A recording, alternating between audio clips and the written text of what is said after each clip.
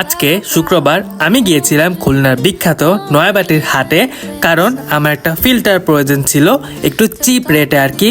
But problem হলো এটা আদৌ চলে নাকি সেটা চেক করে আনার কথাই আমার মনে নাই।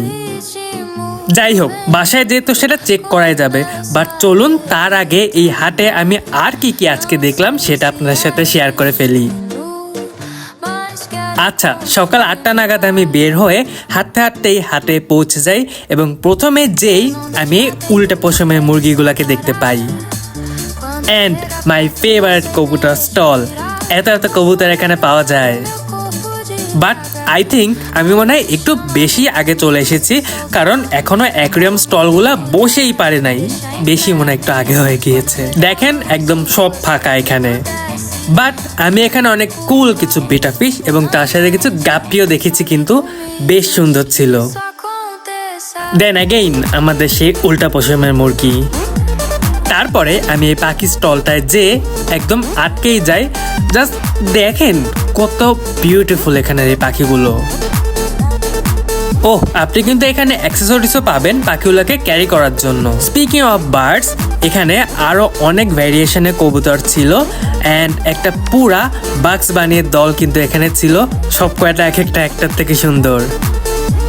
অ্যান্ড আওয়ার আইকনিক ককাটেল, এদের কথা তো ভুললেই চলবে না একদম। আর তারপরে এদেরকে অ্যাকচুয়ালি কি বলে, গিনিপিগ। অ্যান্ড এখানে সব থেকে বেশি পাওয়া যায় কবুতরগুলা, সেটা আপনি দেখেই বুঝতে পারছেন।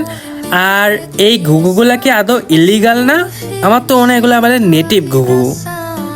যাই হোক, এখানে আমি আরো অনেক সুন্দর সুন্দর কিছু লাভ বার্ডের ভ্যারিয়েশনও দেখি।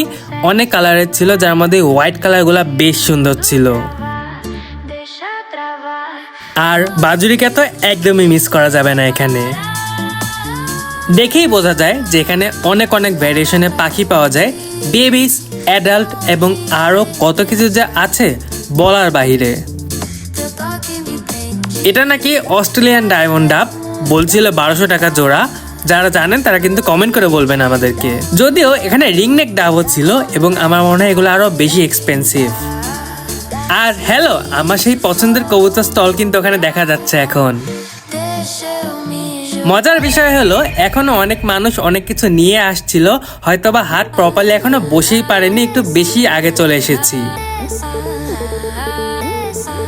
বাট যাই হোক, মোটামুটি ঘোরা শেষে আমি গেলাম আমার সেই রিকোয়ার্ড ফিল্টারটা কিনতে।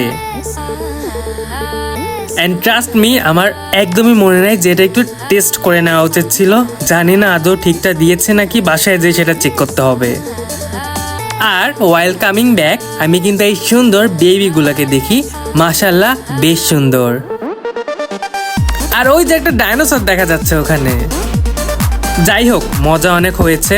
এখন অ্যাকচুয়ালি মেইন কথা যে আমার ফিল্টারটা কি আদৌ ভুলভাল গসাই দিছে নাকি সেটা এখন আমাকে চেক করতে হবে। তো এটা আমি কিনেছি 270 টাকা দিয়ে। নর্মালি যে কোনো বাজারে কিনতে গেলে 350 থেকে 400 টাকা মতো দাম পড়ে যায়, যেটা আমি দেখেছি। এজন্য আর কি এখানে আমি গিয়েছিলাম। এখন দেখার বিষয় হলো আদৌ এটা চলে নাকি। তো যাই হোক, আলহামদুলিল্লাহ কানেকশন দেওয়ার পরে এটা অনেক সুন্দর করে চলেছে।